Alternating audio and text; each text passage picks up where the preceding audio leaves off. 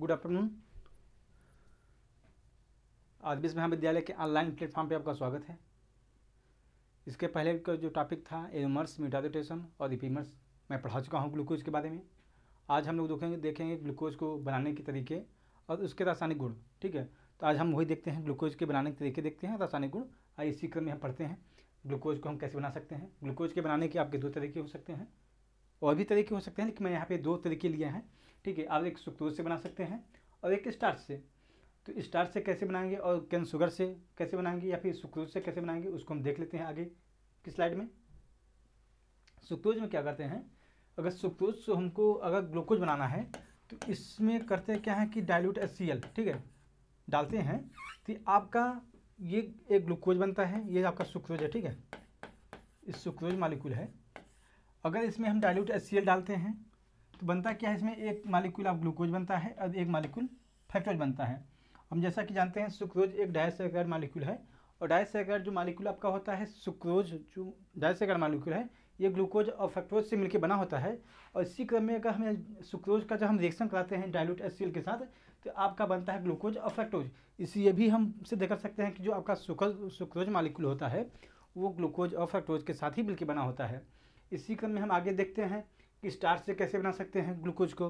Starch जैसे कि हम इसके जब पढ़े थे ग्लूकोज का क्लासिफिकेशन, तो ग्लूकोज के क्लासिफिकेशन में बताया गया था कि स्टार्च आपका जो है ये पॉलीसैकेराइड है। ठीक है, ये आपका पॉलीसैकेराइड होता है। इसमें अर्थात पॉलीसैकेराइड कहने का मतलब यहाँ पे है कि इसमें 10 से मोर देन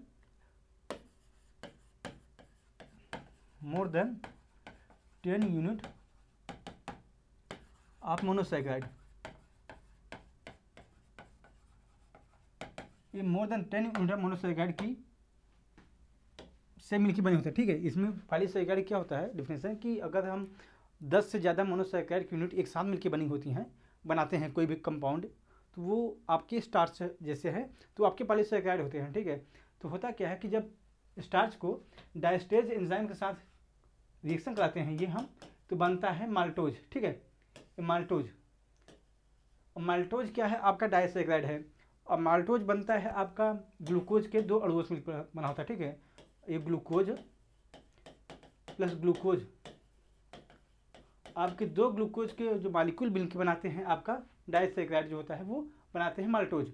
तो करते क्या है, माल्टोज को हम, माल्टेज एक एंजाइम है, इस एंजाइम के द्वारा जब हम रिएक्शन इससे कराते हैं तो आपका बनाता है ग्लूकोज। तो हम देख सकते हैं पॉलीसैकेराइड से भी ग्लूकोज बना सकते हैं। जैसे आप देखिए डायस्टेज है, स्टार्च के क्या किया हमने, स्टार्च को डायस्टेज के साथ हम जब क्रिया कराएं तो बना माल्टोज। अब माल्टोज के क्या किया गया, माल्टेज को हम जब माल्टेज के एंजाइम के साथ रिएक्शन कराते हैं तो बनता है ग्लूकोज।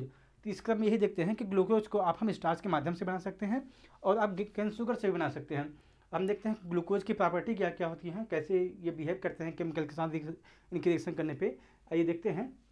जैसे हम ग्लूकोज का अगर रिएक्शन कराते हैं तो ये बनाता है मेथेनॉल के साथ अगर रिएक्शन कराएंगे, तो ग्लूकोज की रिएक्शन अगर मेथेनॉल के साथ कराते हैं तो ये बनाता है आपका ग्लूको मिथाइल, ये मिथाइल ग्लूकोसाइड। ठीक है, इसमें होता क्या है, इसमें होता क्या है, ये CH3 है और OH। ठीक है, ये OH जो मालिक्यूल है और H, इसका मालिक्यूल H एक क्लोरोफॉर्म का ये जो एनोमरिक कार्बन है ये। ठीक है, एनोमरिक कार्बन का जो हाइड्रोक्सिल ग्रुप है इसका एक H मालिक्यूल और मिथेनॉल का OH मालिक्यूल। ठीक है, ये कंबाइन करके H2O बनाते हैं, और जो शेष बचता है आपका इधर OCH3, ये आपका वो जो हाइड्रोक्सिल ग्रुप था वहाँ पे जुड़ जाता है। ठीक है, तो आपका बनाता है ये अल्फा डी मिथाइल ग्लूकोसाइड, ये आपका ग्लूकोज के साथ रिएक्शन हुआ। ठीक है, अगर यही रिएक्शन आप अल्फा है, अल्फा ग्लूकोज के साथ रिएक्शन ठीक हुआ, ये अगर मान लीजिए आपका ही बीटा ग्लूकोज होगा।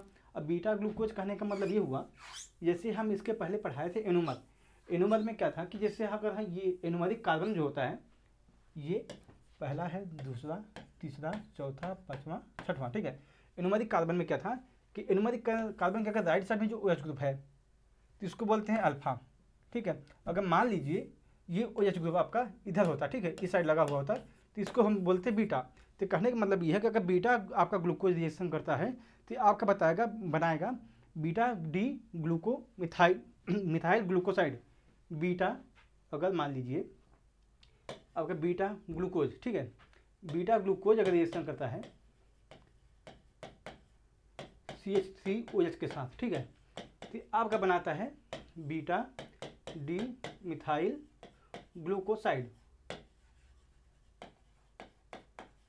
ठीक है। तो यहाँ पे अल्फा और बीटा के अंतर यही है कि आपका राइट साइड में अगर रहता है एनोमरिक कार्बन के राइट साइड में अगर रहता है हाइड्रोक्सिल ग्रुप तो अल्फा होता है और लेफ्ट साइड में आपका बीटा होता है। जब इसी रिएक्शन कराते हैं मेथेनॉल के साथ तो बनता है अल्फा डी मिथाइल ग्लूकोसाइड। अगर बीटा ग्लूकोज के साथ रिएक्शन कराएंगे तो बीटा डी मिथाइल ग्लूकोसाइड बनाता है। अगर आगे हम देखें इसी में ऑक्सीडेशन, अगर ग्लूकोज का हम ऑक्सीडेशन कराते हैं, मान लीजिए हम एक ब्रोमीन वाटर लेते हैं, अगर हम ब्रोमीन वाटर के साथ रिएक्शन कराते हैं, इसमें होता क्या है कि जो आपका ये एल्डिहाइड ग्रुप है, एल्डिहाइड ग्रुप केवल ये आपका कन्वर्ट हो जाता है एसिड में, ठीक है, ये आपका एसिड में कन्वर्ट हो जाता है। इसको बोलते हैं ग्लूकोनिक एसिड। ये आपका ग्लूकोज से आपका अगर ब्रोमीन वाटर के साथ ये आपका जो होता है ब्रोमीन वाटर है, ये आपका ब्रोमीन वाटर है, ठीक है। अगर ब्रोमीन वाटर के साथ रिएक्शन कराते हैं तो एल्डिहाइड जो ग्रुप है आपका, एल्डिहाइड ग्रुप आपका कन्वर्ट हो जाता है एसिड ग्रुप में, तो इसको बोलते हैं ग्लूकोज का जो मॉलिक्यूल होता है वो अब हो जाता है ग्लूकोनिक एसिड, ठीक है। अगर हम यही रिएक्शन कराते हैं कंसंट्रेटेड HNO3 के साथ, ठीक है, अगर ग्लूकोज का अगर HNO3 के साथ रिएक्शन कराते हैं, इसमें होता क्या कि ये एल्डिहाइड ग्रुप है जो ये CHO ग्रुप, और इसका जो हाइड्रोक्सिल ग्रुप है ये C1 कार्बन है और C6 कार्बन है ये, ठीक है, एल्कोहलिक ग्रुप का, ये दोनों ऑक्सीडाइज कर देता है और ये बनाता है सैक्रिक एसिड। इसमें होता क्या कि जो एल्डिहाइड ग्रुप है यहाँ पे ये भी आपका एसिड ग्रुप में बदल जाता है, एसिड में हो जाएगा कन्वर्ट, और ये भी आपका एसिड में कन्वर्ट हो जाता है। बाकी सब कुछ सेम रहता है, देखेंगे तो इसको बोलते हैं डिसैक्रिक एसिड, ठीक है। ये आपका ग्लूकोज से सैक्रिक एसिड में कन्वर्ट हो जाता है। कंसंट्रेटेड जो होता है नाइट्रिक एसिड, ये नाइट्रिक एसिड है, नाइट्रिक एसिड जो आपका है ये बहुत पावरफुल ऑक्सीडाइजिंग एजेंट है। तो करता क्या है एल्डिहाइड को भी और एल्कोहलिक ग्रुप को भी ऑक्सीडाइज कर देता है, जिससे आप बनता है सैक्रिक एसिड। अगर यही रिएक्शन हम हाइड्रोजन पेरोक्साइड के साथ कराते हैं ग्लूकोज को ही, तो ये क्या होता है कि जो आपका एल्डिहाइड ग्रुप है ये इसको ऑक्सीडाइज नहीं करता ये, और ये बनाता है यहाँ पे आपका जो एल्कोहलिक ग्रुप था यहाँ पे 6 कार्बन का, ये पहला कार्बन है और 6 कार्बन है, इसको ऑक्सीडाइज कर देता है और बनाता है आपका एसिड, ठीक है। एल्कोहल से आपका एसिड बनाता है ये। तो आपका बनता क्या है, जो प्रोडक्ट आपको बनता है ग्लूकोज से, ये बनता है ग्लूकोरोनिक एसिड, ठीक है। हम इसका ऑक्सीडेशन अभी तक देखा हमने, इसके आगे हम देखते हैं रिडक्शन देखते हैं इनका, कि ग्लूकोज का हम जब रिडक्शन करते हैं तो उनमें क्या प्रोडक्ट बन सकते हैं उसको हम देख लेते हैं। अगर ग्लूकोज का हम रिडक्शन करते हैं, यहाँ पे आपका गलत लिखा हुआ है, यहाँ पे NaHG होगा, ठीक है। अगर हम ग्लूकोज का रिडक्शन कराते हैं सोडियम अमलगम के साथ और हाई प्रेशर के साथ रहेगा, ठीक है, ये रिएक्शन अगर हाई प्रेशर के साथ रिएक्शन होगी तो आपका सॉल्बिटॉल बनाता है, ठीक है, ये आपका सॉल्बिटॉल बनाता है। होता क्या है कि CHO जो है एल्डिहाइड ग्रुप आपका रिड्यूस होकर आपका हो जाता है, आपका एल्डिहाइड ग्रुप आपका एल्कोहलिक ग्रुप में रिड्यूस हो जाता है और ये बनाता है सॉल्बिटॉल। और बाकी अगर देखेंगे बाकी सब यहाँ के इतना ग्रुप है जो आपका सब कुछ बना हुआ है सेम है, केवल इसमें एल्डिहाइड ग्रुप जो है वही आपका रिड्यूसिंग एजेंट रिड्यूस करता है सोडियम अमलगम, तो इसलिए बनता है सॉल्बिटॉल। अगर यही हम रिएक्शन फ्रक्टोज के साथ देखें, अगर यही रिएक्शन अगर फ्रक्टोज मालिक्यूल के साथ देखेंगे तो होता क्या है, ये जो आपका CO मालिक्यूल है और ये NH है, ठीक है, इसमें होता क्या है कि जो ये बीच ये C1 है और C2 ठीक है, ये कार्बन ये आपका एसिमेट्रिक कार्बन है, अर्थात ये कहने का मतलब कायरल कार्बन है, ठीक है, ये कायरल कार्बन है। तो इसमें होता है क्या कि जो OH मालिक्यूल है ये दोनों साइड से अटैक कर सकता है, ठीक है, दोनों साइड से इसका रिएक्शन हो सकती है। हो सकता है कि आपका जो OH मालिक्यूल एक है यहाँ से हो जाए रिएक्शन कर दे, और OH मालिक्यूल यहाँ से भी कर सकता है। तो इसलिए यहाँ पे होता है क्या कि सॉल्बिटॉल बनता है 50%, ठीक है, और 50% मैनिटॉल बनता है। अब सॉल्बिटॉल के स्ट्रक्चर में देखेंगे तो होता है क्या, मान लीजिए ये जो आपका OH मालिक्यूल है, OH अगर इधर से अटैक करता है, ठीक है, इस साइड से, तो आपका बनेगा सॉल्बिटॉल, ठीक है, ये ठीक है, यहाँ पे आपका H हो जाएगा। अगर यही मान लीजिए OH आपका इधर से अटैक करता है इस साइड से, तो इसको बोलते हैं मैनिटॉल, ठीक है। अब फ्रक्टोज के साथ क्या होता है कि इसमें एसिमेट्रिक कार्बन होता है, जो रिएक्शन इसकी होती है, तो यहाँ सेकेंड पोजीशन में आपका कीटोनिक ग्रुप लगा होता है, वो अब जब आपका एसिमेट्रिक कार्बन बनाता है जिसकी वजह से यहाँ पे दोनों साइड से रिएक्शन हो सकती है, जबकि ग्लूकोज के साथ एल्डिहाइड ग्रुप जो होता है उसका पहले कार्बन होता है वो एसिमेट्रिक कार्बन नहीं होता है, इसलिए वो केवल एक ही देता है, जिसको बोलते हैं एक ही प्रोडक्ट देता है, वो सार्बिटॉल होता है। यही केस देखिए हम, जैसे ग्लूकोज आपका केवल सार्बिटॉल बनाता है, मैनोज केवल मैनोटॉल बनाता है, और फ्रक्टोज आपका सार्बिटॉल और मैनोटॉल दोनों बनाता है। इनका जो प्रोडक्ट होता है वो 50% होता है। अगर हम यही रिडक्शन एक और है, ये दूसरा रिडक्शन है, ठीक है। अगर हम हाइड्रोजन आयोडाइड के साथ और ये फास्फोरस है इसके साथ ग्लूकोज का रिएक्शन कराते हैं तो एन हेक्सेन बनाता है, एन हेक्सेन बनाता है। इससे ये भी प्रूफ हो जाता है कि जो ग्लूकोज का मालिक्यूल होता है, अगर मान लीजिए अभी हमको पता है इसमें 6 कार्बन है, अगर अननोन कोई दे दिया जाए हमको चेक करने के लिए कि बताइए इसमें कितने भी कार्बन हैं, तो ये अगर हाइड्रोजन पेरोक्साइड या हाइड्रोजन आयोडाइड के साथ और फास्फोरस के साथ हम रिएक्शन जब कराएंगे तो इसमें हमें मिलता है एन हेक्सेन, ठीक है। एन हेक्सेन जब अगर मिलेगा हमें तो इससे हमें पता चल जाएगा इसके पास कार्बन के, इस मालिक्यूल के पास कार्बन 6 हैं, ठीक है। तो इसमें पता चल जाएगा कि ग्लूकोज, अगर हम देखें ग्लूकोज के पास 6 ही मालिक्यूल होते हैं, तो इससे प्रूफ हो जाता है कि आपका ग्लूकोज जो मालिक्यूल होता है उसके पास 6 ही कार्बन होते हैं। इसी क्रम में देखते हैं, अगर हम ग्लूकोज का रिएक्शन कराते हैं कंसनट्रेटेड H2SO4 के साथ अर्थात सल्फ्यूरिक एसिड के साथ, इसमें बनता है फुरफुरल एसिड, फुरफुरल, ठीक है। ये आपका ये फुरफुरल है, ठीक है। यहाँ पे कंसनट्रेटेड H2SO4 है, ठीक है, ये सल्फ्यूरिक एसिड है ये। अगर इसकी हम रिएक्शन कराते हैं ग्लूकोज के साथ तो बनाता है फुरफुरल, ठीक है। अब इसको लेकिन हम हीट कर देते हैं तो बनाता है लेवेनिक एसिड, ठीक है, और फार्मिक एसिड बनाता है, और कार्बन मोनोऑक्साइड और कार्बन डाइऑक्साइड। और लेवेनिक का स्ट्रक्चर जो होता है कुछ इस तरह होता है आपका COOH CH2 CH2 CO और CH3, ठीक है। ये आपका लेवेनिक का एसिड का स्ट्रक्चर है, फार्मिक एसिड का HCOH होता है, ठीक है। अगर हम फुरफुरल का देखें, अगर एक थोड़ा कॉम्प्लेक्स स्ट्रक्चर लग रहा होगा तो ये आपका स्ट्रक्चर कुछ ऐसे रहेगा, CHO होगा यहाँ पे CH2OH होगा, ठीक है। ये आपका फुरफुरल है, ये आपका फुरफुरल है।